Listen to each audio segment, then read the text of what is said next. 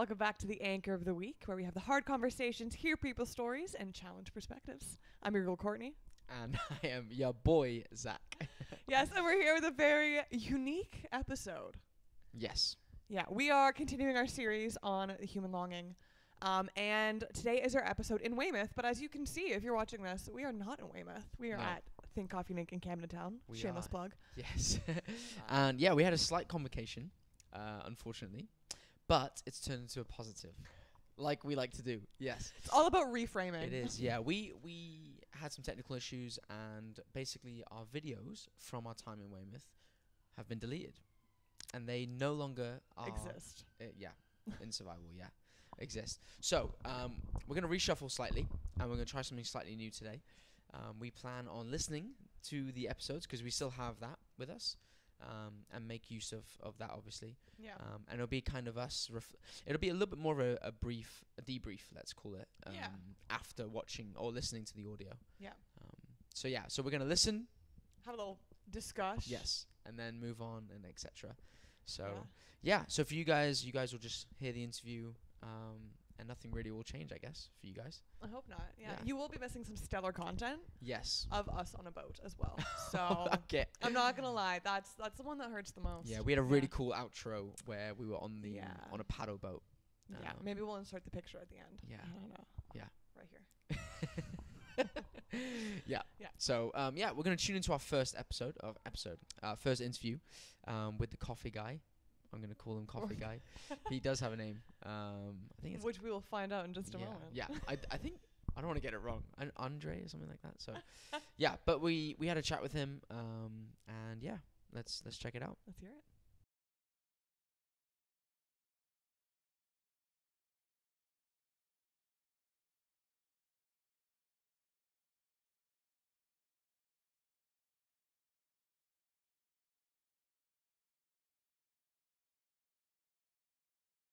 So I have Andre, is that right? Yes.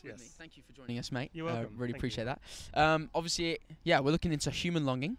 We're in Weymouth, and this is your coffee shop, I believe, right? This is, yeah. Brilliant. So we're asking people what their human longing is. The way we're describing it, or kind of trying to set the tone, is like when you're asleep at night and you're thinking about your day or your day tomorrow and the future weeks or whatever that's ahead of you. Like, what are you chasing? Like, what do you feel like is lacking that you're trying to reach almost?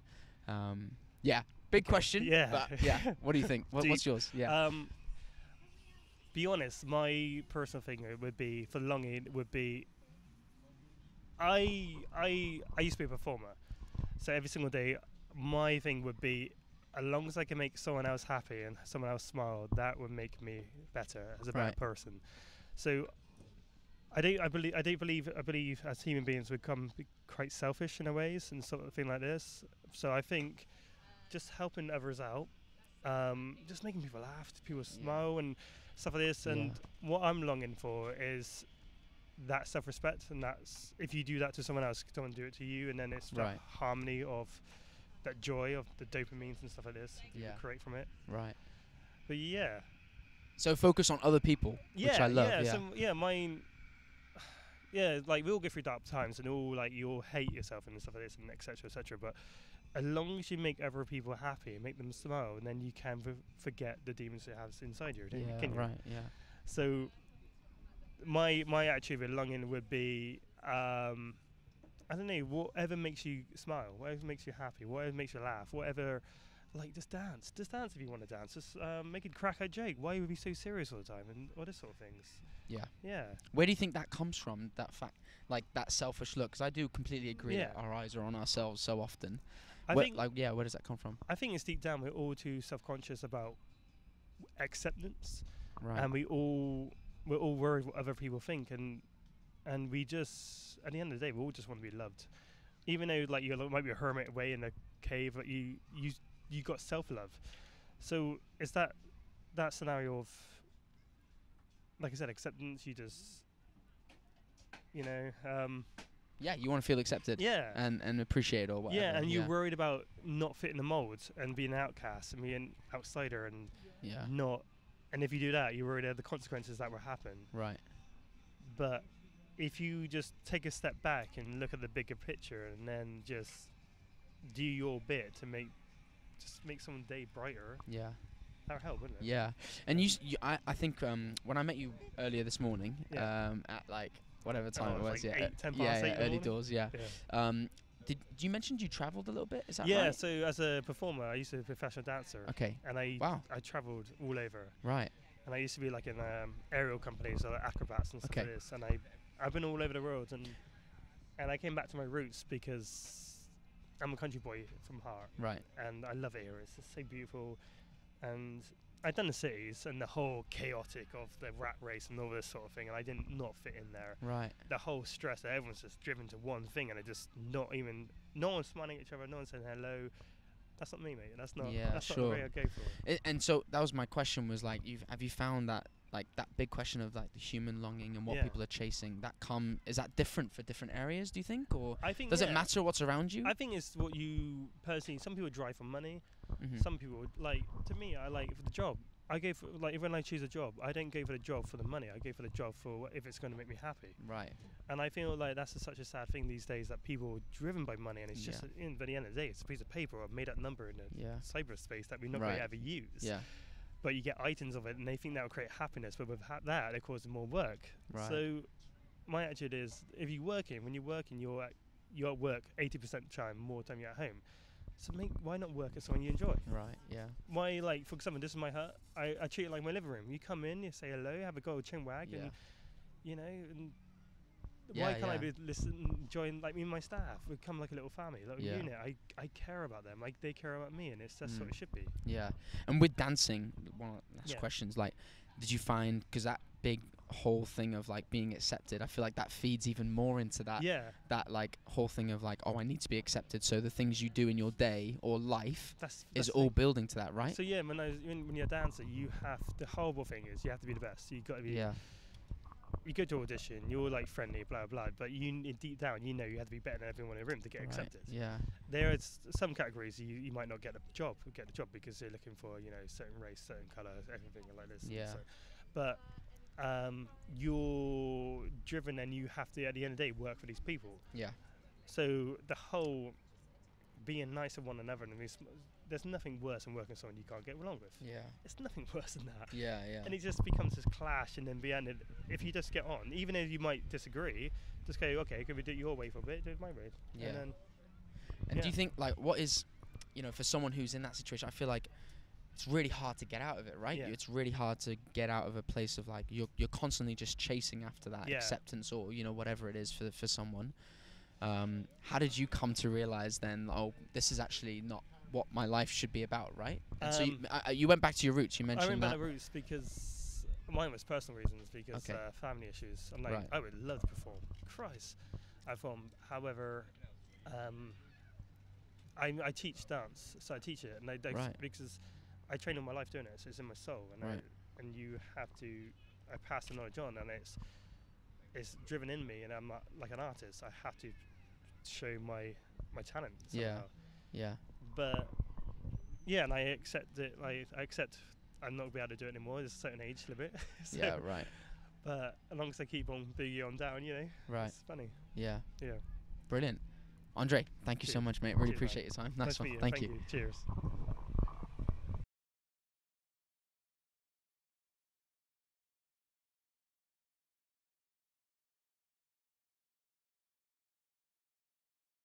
Wow. Yeah, there you go.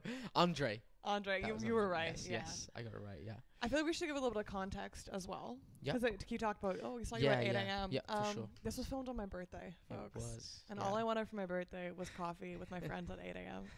on the beach. So that's where we met him. And then we went back to him later in the day. But honestly, some real good stuff there. Yeah, he did. I loved it, Yeah, it was you could tell he's like a deeper thinker. Yes. Which is, I think, something that we thought we would get in Birmingham when we did this. And didn't really get. Yeah. I loved, I'll start. I loved that he was talking about kind of the eyes being focused on other people and not yourself almost. And it's almost like, that gets you out of, like he said, the internal demons, or he used a different phrase, didn't he, a little bit? Yeah, But within that, I found a little bit of a contradiction. Yes, go for it. Because he talked about caring a lot about, like, like we care too much about what other people think about us, you know? Right. However, he said, you know, to get away from our internal demons, like making other people laugh, making other people smile, and all these different things. And I feel like the line between performing right. for other people and their approval, and also, you know, like it just, and I feel like serving almost, right? I guess. Yeah, like if you had kind of that serving attitude, okay, I want to do this for you to get my eyes off myself. I believe in that principle 100%. You know, and it's helped my life. Yes. But you can see how the line would be blurry then. Of then when does it become about other people or for other people? Yeah. I thought that was interesting. No, it is interesting. Yeah. And I liked what he mentioned about like going back to your roots as well. Kind of, I feel like when you, especially with something like your human longing or something that you really are chasing, I think when you're chasing something, it's almost like a slight insecurity, because it's something that if you don't get, or if something happens and you struggle to get there, you almost become sensitive about it, right? Yeah. And because if we're longing for it, it's because we don't have it. So we feel like we're missing something. Exactly, right? Yeah. So in that journey then, sometimes it's very easy to kind of forget almost about certain things, or actually what's valuable, or you know what I mean? So I like about getting caught in the rat race. Yes, you know? So I love that, like going back to your roots almost, and whatever that is and whatever that looks like exactly, it's like that actually brings you back to reality, not to reality, but makes you remember about like the things that actually matter, right? All the valuable things in your life. Exactly. I like that, and obviously for that was a family issue that he had to go back to, but going back to his family almost like reminded him, I guess, of certain things, right? That he was missing before. That's what I liked. Yeah. What about you? Well, that as well, but also like he very explicitly said, I think we all long for love. Yeah. And I think a lot of things can be like boiled down to that as well. You know, that love, like feeling loved and feeling accepted. And we talked about that, or he talked about that. Yeah. And I was like, oh, like that's actually, again, that's quite self-aware to understand that like a lot of what we do is motivated by a lack of love. Yeah. You know, because we don't feel like we're loved, or we don't feel like we're enough, you know, or enough to be loved. So I just thought that was a really good observation, comment. And I'm like, oh, that actually sums up a lot. It was just like a really quick thing too. It's really nice. Yeah. Loved it. Because we went deeper, didn't we? We went so deep. And again, this was a lot deeper than I think. This was our first one of the day. Yeah. And it was a lot deeper than we thought it was going to be. Yeah. Which is awesome. Yeah. Right. Let's move on. Yes. To our next interview. And I believe that is you taking this. This is me taking the wheel. Right. Let's check it out.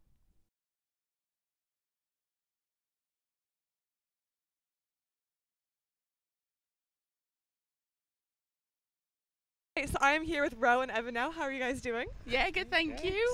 All right, so we are here on the streets, or I guess the beach really, in Weymouth, asking people, what is that one thing that you are like longing for? So when I say something like, okay, like for you, like what is that thing that keeps you up at night? That thing that you feel like you really, really want, you really desire, but you haven't quite got it yet? What are like the first things that come to your mind when you think about that?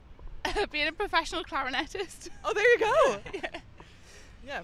So that for you, it's very much like career focused, career driven, you know, or is it more of like the joy of doing it? Or no, it walk us through that. Was very career driven, and I was like that was the thing that I was really aiming for, and then I just sort of gave up a bit. But it's still like in the back of my mind. I still want to play, but it's just I guess that's how I feel about that one. If this is like if it's too personal, that's fine. No, but can you kind of like describe or talk us through why you gave up a little bit? Was it not kind of going anywhere? Or? Yeah, it's like, so we did music college, both of us went music college, and sort of like pursued it and, you know, put loads of money into it and just everything, you know, money and heart, obviously. Yeah. And then you get out of it, and then you're sort of into the big wide world. You've got to pay bills and everything, so you can't just like spend your life just doing clarinet, 'cause it just doesn't pay anything. Like you can't live with it. And then obviously my life's moved on. I'm a Posty now, so I love that job. It's a great job. That actually would be so fun. Yeah, it is. Like you get all your steps in, right? Yeah, oh, absolutely. Yeah. So like with that, I just don't have time to really do much anymore, which is kind of sad. But it does feel like unfinished business. But it feels like unfinished business. Yeah, wow. for sure. So that is something then that you're still like, because I feel like a lot of people are going to identify with this and are going like, this will resonate with a lot of people. Yeah. I think we have a lot of dreams and a lot of passions, but then circumstances of life force us to kind of like lay them down for a little bit. So what for you would that look like? I mean, you love being a Posty, but would you like love to actually become like a full-time professional? Like how could you see that actually happening? You know, to have Or I guess basically what I'm trying to say is what would make that desire be fulfilled in you? Honestly, if I won the lottery and there we go. I was able to just sort of practice for hours every day and have something to aim for, but sadly I don't think it's ever going to happen. But I mean, it's still a dream. Like it's still there. There's like maybe a 0.1% chance or something, but it's all good. But you're keeping the dream alive, which is really important, I think. Yeah. Amazing. Evan, do you have any answers on this? Not particularly. I'd say all the things I wanted to achieve have kind of, so far, I've been pretty content with how things have gone. My career goal was always to teach primary children. I'm doing that, kind of progressing through that. Been doing that for sort of 5 years or so now. Oh, congratulations. Yeah, thank you. Well, we've just got married. Oh, yay! Congrats! That was, honeymoon. That was obviously another big life thing, and that's been really perfect. So I have to say I'm pretty happy right now. I don't think there's too much that That's amazing. I mean, that is a good place to be in. Yeah. Definitely. And what was it specifically for like teaching primary school that I think drew you in? Oh gosh. I would say how exciting everything is to young children. Right. Everything's new and you're kind of really making a difference, showing them things that they haven't ever seen before and how to do things they haven't done before, and it's exciting and it's kind of, you feel like you're doing something worthwhile. Yeah, and that is a common theme we've been getting as well, like from like other people that we've interviewed here, but also we were in Birmingham.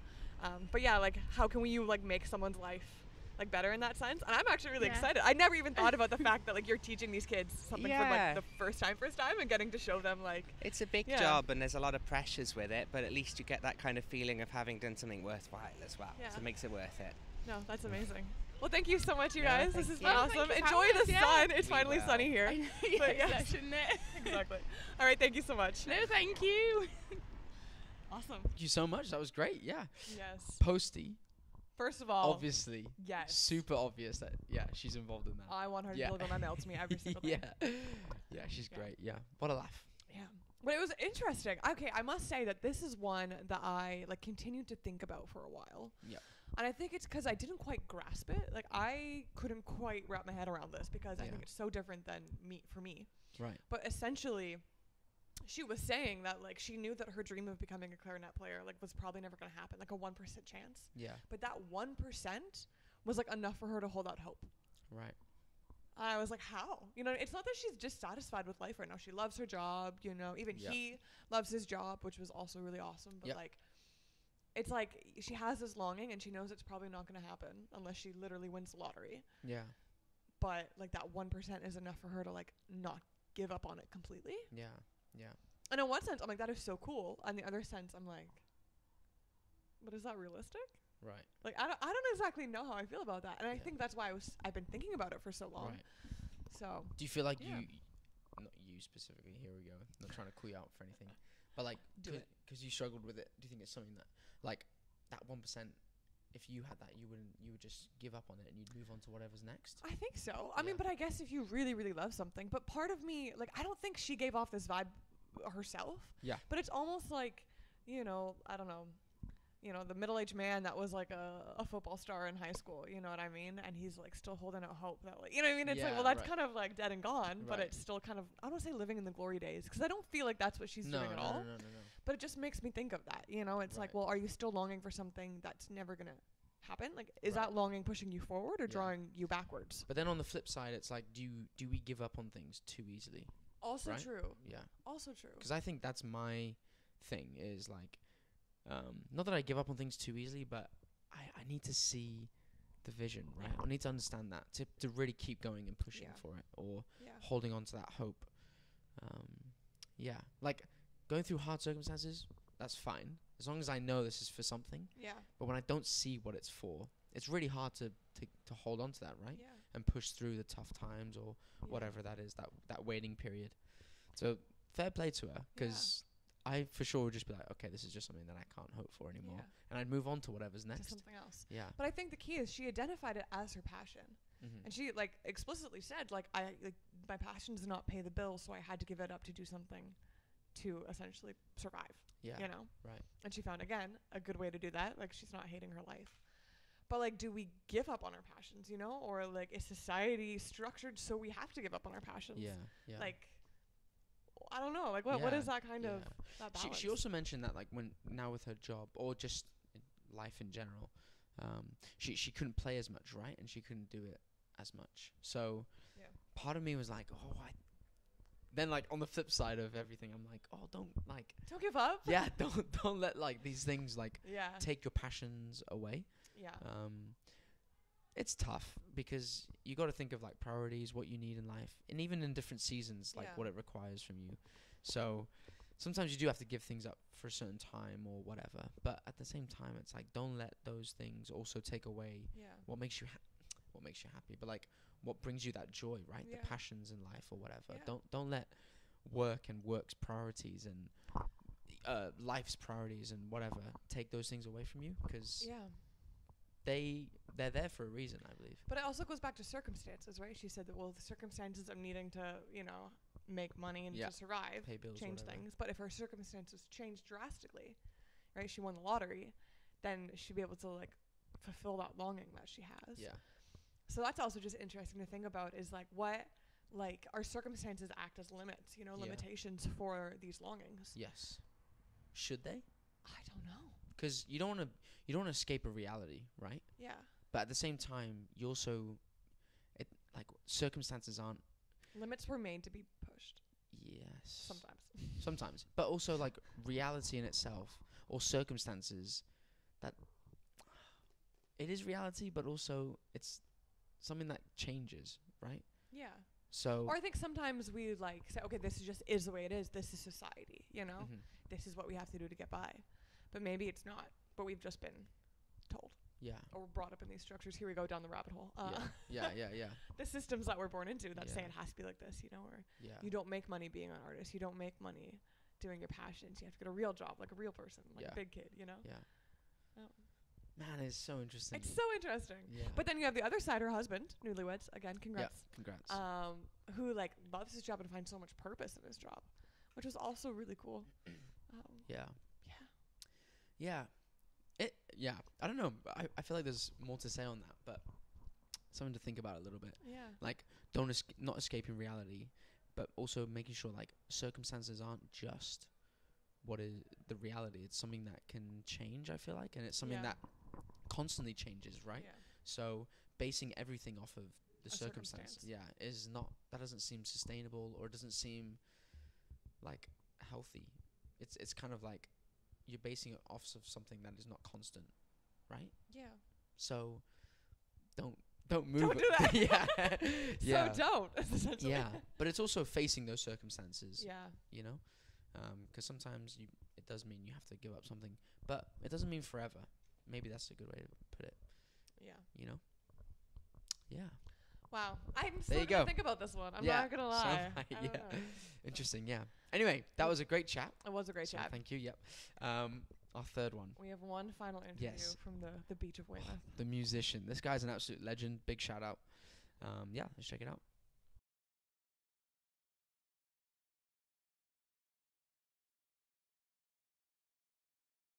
Thank you so much for coming on, mate. Really appreciate your time. We'll have a go, yeah. So, we're just asking people what their deep desire are and their human longing. The way we're phrasing it is, when you're lying in bed at night and you're thinking about tomorrow, you're thinking about the rest of your week or whatever, what are you chasing for? And what are you working towards? Oh, blimey. Yeah, big question. and to be honest, actually, I'll let you answer and then we can dive in. Well, I suppose being a musician, just keep that up and take it further and have a good time enjoying it. How long have you been a musician for?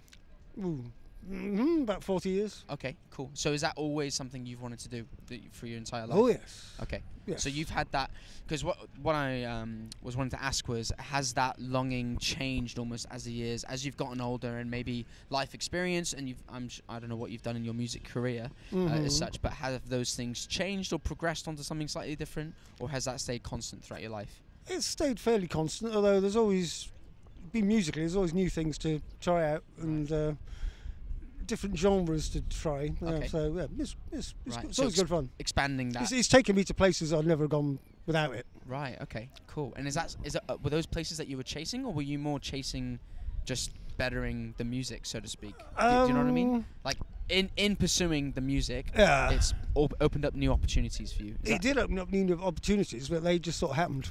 Okay. I wasn't actually chasing them as such. Right. Very interesting. So you had your eyes on something else. I'm a bimbler. I drift along. Okay, that is so interesting. Seriously, really, really interesting. Because I'm someone who like always have a target in my mind, and I'm always chasing that. But actually, you weren't chasing something, and you opened new doors. No. You said you used to live in Yorkshire. Yeah. And obviously now you're in Weymouth. Have you found? Because one of the things we're wanting to look at is like, when circumstances change, do the desires and things like that change? How's your music career progressed from being in Yorkshire to now being here? In Yorkshire, I was a youngster, so music career back then was being a choir boy. Being a choir boy. Okay, so that was my first paid gig, you see. Wow. Okay. And now, what sort of paid gigs are you doing? Or do you do paid gigs still? Yeah. Mainly local stuff. Okay. Like pubs and stuff? Or? Pubs, clubs. Right. And the odd music venue. The odd like down on Tea on the Quay, things like that. Okay. So and is there like anything that you're working towards in terms of like a career, or are you just continuing to just pursue? Right. No. Wow. It's just keep on keeping on. Yeah, I love it. Honestly, it's a real change, because I feel like people are very like, well, this is myself included. They're always chasing something. And you just not drifting in a bad way, but you're enjoying what you've got. I'm having a good bimble, basically. Right. Okay. Seems to have worked out. Yeah. Can I ask what your growing up experience was like in terms of like family setting and things like that? Were they people who had targets in their mind, or were they very similar to you in sense of like just? I'd say brother and sister. No, we had a great family life. Okay. Up in it was just classic. Nothing. Three kids, nothing. No, we just holidays every year and. Right. Where do you think that comes from then? Because I mean that's really why I'm asking about your family. But where do you think your like that nature of just wanting to pursue music and just like more simple I would describe it. Where do you think that comes from? I would say the music side's probably built in, because my brother was a musician. He loved music. My sister does music. My grandfather was a professor of music. Right. So it's that's always been in your family. It's run through the family as far as I'm. Okay. As far as different kinds of music. Obviously, his grandfather was doing stuff way back then, which is totally different to now. Very different. Yeah. Okay. Blues didn't exist back then. You see. Right. And were they very ambitious people, or? Didn't really know him. Okay. He was long gone before I came on the scene. Okay. What about your father? No, again, he just liked looking after the family. Okay, that was his priority. Yeah. Yeah, well, he's done a good job, because it looks like you're doing well. So. Well, thank you. Yeah, brilliant, mate. Really appreciate your time. Not a Thank problem. you. Yeah, cheers. Have fun.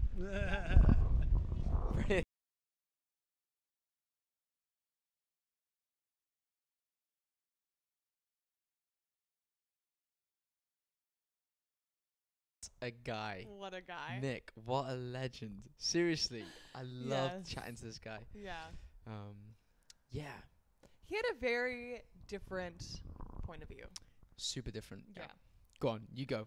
Essentially, he just waits for the things that he longs for to come to him. Yeah. Or like he doesn't know he wants them until he gets them. Mm-hmm. Or he doesn't ever like put any thought into it. Right. Yeah.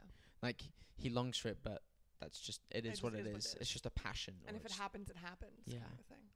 And it really did not seem like it fazed him, whether he achieved that or whether it happened or anything like that. Yeah. I personally, what a guy. I just really I don't relate to that at all, right? You don't at all. No, I really don't, it's really, really interesting to listen to. But I also, there's something that I admire about it is that, because I'm not saying it's a good thing as such, but I feel like it's kind of refreshing, because it's someone who like seems like doesn't take things too seriously, or will just not. I mean, I don't know the guy. I've just only spoken to him for 5 minutes, but it feels like it doesn't have that many like insecurities surrounding something, right? Well, it takes away the striving aspect of it, I think. Yeah. Which I guess that's where challenges come in, right? That's where insecurities are touched on, or things happen. But yeah, I kind of like that he's just really just enjoying life, or it's like where he's at, he'll enjoy it, right? Yeah. It didn't ever sound. It sounded as if like the things that he was going through, like he was never at a point where like he was really like, this needs to change, or he wanted to give up. Yeah. Or at least not that he alluded to. Maybe there were those moments. But because then that leads me to like wonder, like, does he like actually believe all of this, or does he just not go deeper And stays that. And level. stays that way, so you don't have to actually deal with the disappointment or any Right. discouragement or Yeah. that empty feeling. Yeah. Right? Because if you don't necessarily know that you long for something or just kind of are letting it happen, like you almost don't have to get yourself acquainted with the ache of that longing. Yeah. So you stay away from pain. Yeah. Right? Pain-free life. Yeah. Yeah. It was interesting. Yeah. I don't relate at all. But also I respect it, and Yeah. I kind of like it a little bit. Like I like aspects of it. That's a better Well, way it's to put just it. so different, I think, Yeah. and so refreshing, and that is the point of why we do these, Yeah. is to hear people's points of views and their Mhm. stories and to be challenged by that different Yeah. perspective, Yeah. which is really cool. Yeah. But I don't know. Yeah. I don't think it's the way to go as such, or I don't think Yeah. it's. I think there's aspects of it that are good, like I was saying, but Yeah. I think, yeah, where's purpose in that, right? Yeah. And yeah, where is purpose? Don't know. Where is purpose? Yeah, We're looking for her. just yeah, we are looking for it. So Yeah. yeah. Anyway, that was Weymouth. That was Weymouth. Yeah, great time, honestly. It was such a good time. Yeah, we went to the beach and did lots of different things as well. Yeah. We got a lot of rejection. Oh in my Weymouth. goodness. Yeah, we Wow. cannot end the episode without talking about No, this. we need to just quickly mention. It was worse than London. Yeah, really bad. Yeah. Like, guys, we had 3 interviews, but how long were we out there for? Like, I have no idea, but A long we- time. Yeah, and we had so many people say no. Like, at least, maybe I'm being dramatic, Go but at on. least like 7 people said no. I was gonna say like 10. Oh, okay, cool. I was going to say 10, but then I thought you were Okay. going to tell me I was No, exaggerating. No. No, yeah, it was like it was It a was lot. so many. Everyone Yeah. can go up to it. They'd be like, no. Or, here's the ironic part. They'd be like, yeah, we'll do it. And then they heard that we're filming, and they go, oh, no. Like, I don't want to be on it. Yeah. Well, joke's on you, because we lost all video footage. So, So you could have been on. you could have done it. Yeah. Yeah, it was surprising because we thought Weymouth would be a little bit more. Open. Yeah. that's Like, what the we thought. people that actually did talk to us, though, It was I good. loved it, because Yeah.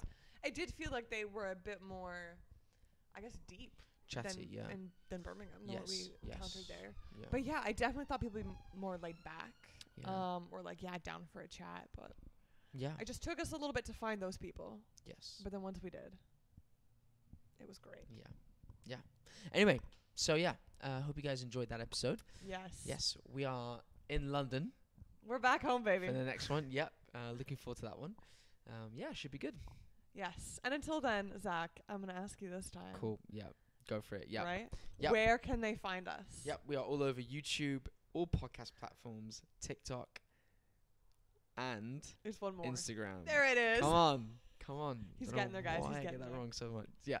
Awesome. Well, thank you guys again for joining us on the Anger of the Week. And remember to attack topics and not people. We'll see you soon. See you next time.